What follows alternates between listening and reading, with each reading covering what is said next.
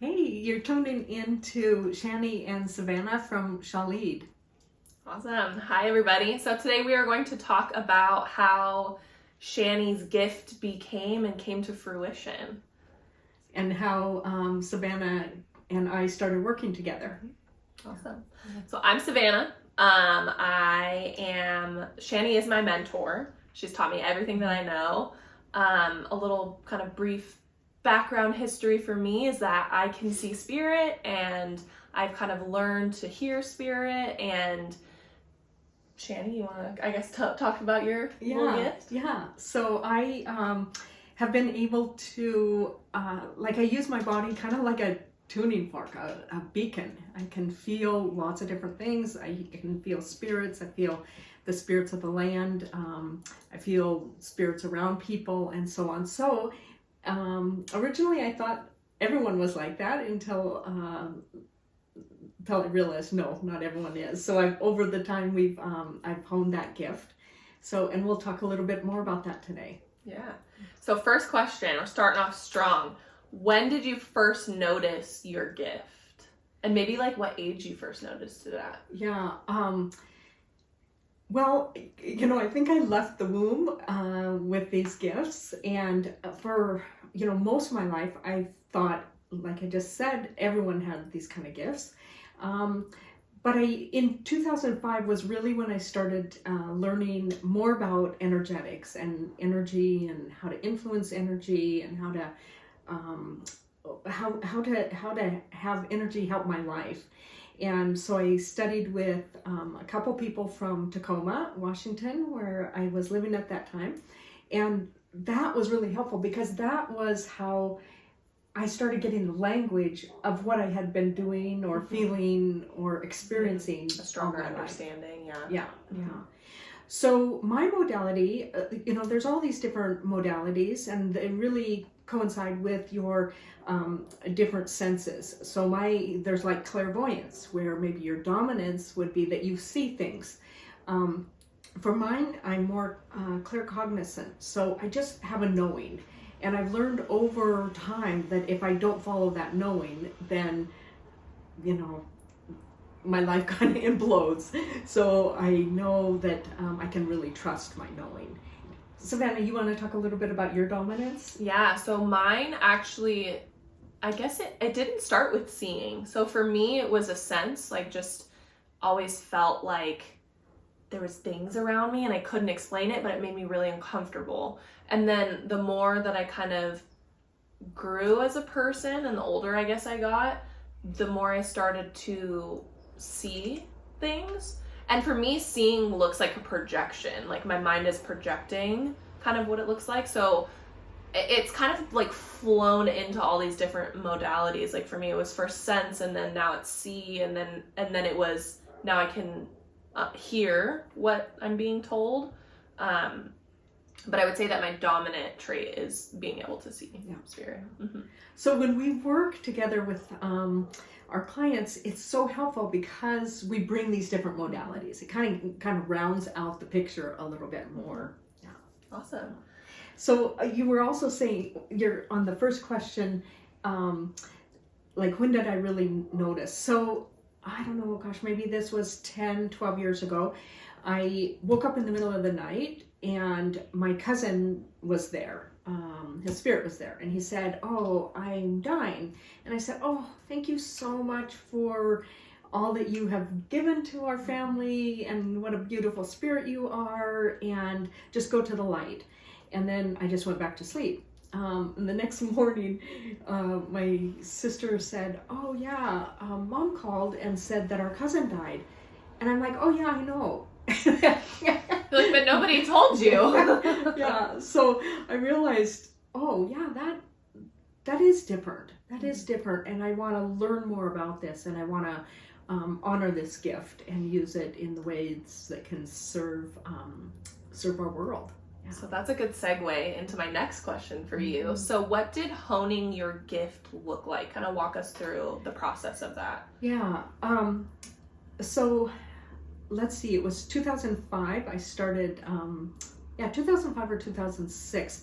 Actually, I was at with a client, in the morning I was with, I got this email from this woman who I knew I would study with, and I'd heard about her, but I hadn't met her yet.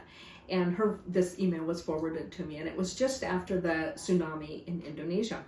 And she was saying in the email, like, I wanted to really go to Indonesia and help after all these people have died in the tsunami. And then she checked in with her guides, should she do that? And she was really directed to bring together anyone that wanted to do that work. So she said on this Sunday at 10 in the morning that we'll all just send love and light and whatever help we could through energetics. And and she said, because as we all know, when so many bodies die, people die, that the spirit is trying to get back into the body, or and I was like, as we all know, I don't know, I didn't know this, like I want to know this. So anyway, that afternoon I went to one of my clients who I was coaching, and we usually did business coaching, but I said, okay, Annie, what do you want to work on today? She said, I know this is a little different, but I've really been thinking about the tsunami and about going to Indonesia. And she said verbatim what was in that email in the morning that I got it. These two women do not know each other. And I was like, oh my goodness, I don't know what is going on here, but I'm listening. Like, I'm fully listening. That was one of the times in my life where it was like I could have gone down one road or the other road, and it's like, okay, I'm really listening. Something's changing in my life. So right after that, I started studying with the first woman. And that was really helpful, because then I really started getting the language and how to actually do this work. So I learned a lot with her. Question. So when you say language, what does that mean? Like, yeah, what is the language? Well, like Savannah was saying, she felt things around her, but she wasn't sure. So the language I mean is I was starting to realize, oh, what is around me? Or what are those feelings? Or, like you walk into a room and it just feels so great to be there, and you're just like, oh, I could just hang out here. Or you go in another room and like the hair on the back of your neck just starts, going up, and it's like, yeah, it's just like, get me out of here. And I realized, oh my gosh, that's energetics. That's the difference with energy. And what I've learned then, I can work with that. I can kind of clear out that energy and get it to a place where, gosh, people want to come to that room, or people want to come into that home. Yeah, and that's a lot of, that's what I call land and building healings. And that's what I've taught Savannah as well. Yeah. Okay. And then, so sorry, I totally cut you off from what your original thought was. So you started to notice these different things that kept happening that were kind of tied together. So kind of explain where that took you after you were starting to notice those things. Yeah. So I just started doing more and more energy work, and actually shamanic work as well. So oftentimes people say, well, when did you start doing shamanic work, as a shamanic practitioner? And, I was back in high school, I read this book, might have been in early college, but it was called The Shaman's Daughter. There's a couple books out there called that. But I read it and I cried through the whole book. And I realized, like something within me was just yearning so much. It just resonated at a deep level. And so I kept getting these dreams or these visions, or I'd have readings and people would say, you're really called to do shamanic work. And so over time, I've just learned that. I've studied with shamans all over the world, actually, and really have learned how to do that work. And it's been a big part of my life. Yeah. So that's part of Shelly, the business that I have now, is shamanic work, ceremony work, energy work, just really helping shift energy within your lives so that you can live a life that is like, oh, this is great. We all go through different transitions, or we go through different phases. And so it's like helping move that energy and move that, and I'm a coach, so it's like those all work together to help people shift that energy, and then coaching, like how to bring yourself into your self-actualized self, your best self. Awesome. So actually, now that we're on Shalid, can you go like a tiny bit more in depth into like the different things that you do for Shalid? Yeah. You noticed you talked about energy work and coaching and land healing, but maybe give a little bit more information for maybe some people that might not know what that is. Yeah. So with Shalid, it really is. So I'm a professional celebrant. So that may be that I'm doing helping a family through their grief and finishing, helping someone walk towards their death, and then do their actual memorial or funeral or whatever. Or it could be helping people as they're walking to marriage, and then we do the wedding. Those are all ceremonies.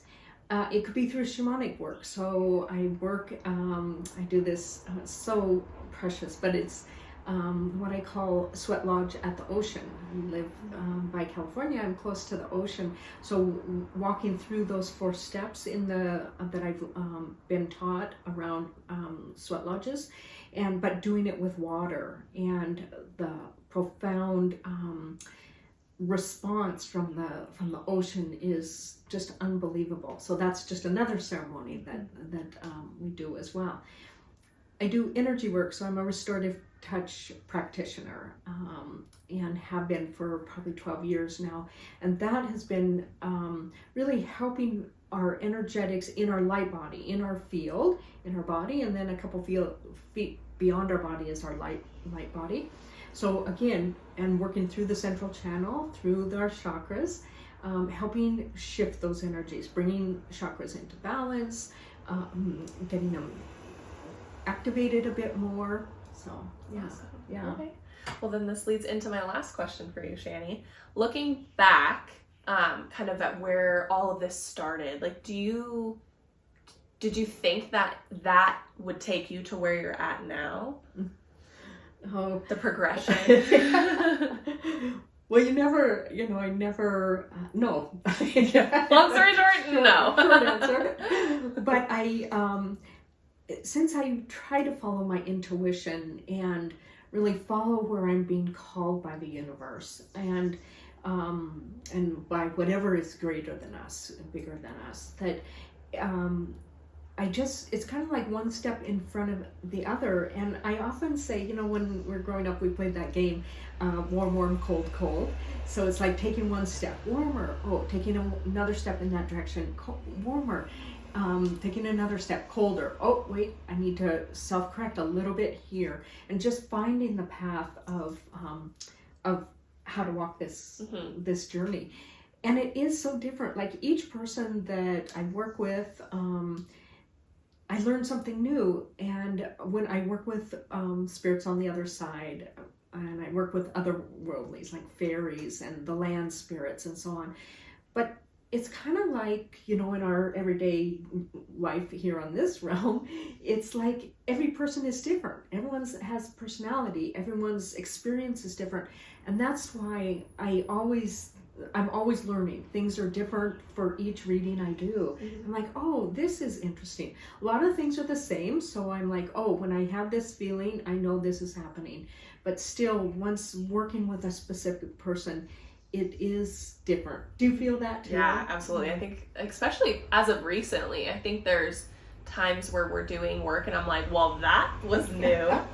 Not that like we don't figure out how to navigate it, but it's a different feeling or a different sense that, or even like a different kind of approach. And we'll kind of touch on that in further episodes, but it's just so interesting. So yeah, I do agree. Yeah. It's ever evolving, and you have to always keep learning. Yeah. I have kind of a curveball question for you that we didn't talk about at all. What is something, if you had to pick one thing, would you change anything about how you got to where you're at today? Oh gosh, that's so great. And Savannah, what I would change is, it's taken a while to not worry about what other people think. Yeah. That's the biggest I feel that in my bones. I still am going through that. Yeah. That's a good one. And I realized that, it's just this is such a gift, and I know how much healing it can bring to the world. So I finally just had to say to myself, get out of your own way. That is what I would have changed years ago if I could have. That's what you teach me too. You taught me that from the start, is to just be your authentic self. And if people don't like it, or maybe they don't believe in it, and that's okay too. We're not here to push that on anybody, but then it is what it is. But you have to be your authentic self, and you can't hide that piece of anything away from you. And I've learned that too. My mom said the same thing. She's like, you can't, picking a partner is an example. If you can't be your whole self with them, how uncomfortable is that? So it's true. Yeah, I agree with that. And it just makes life more fun, and just like, I am who I am, and I love who I am, and I know that it's helping others. Yeah. Take it or leave it. Yeah. Good question. Thank you. Yeah, of course. Well, thank you, Shanny. Thank you for telling us a little bit about where it started, how you got to where you are, what you would change. So interesting. Good. Thanks, Savannah. And we look forward to seeing you in later episodes. See you.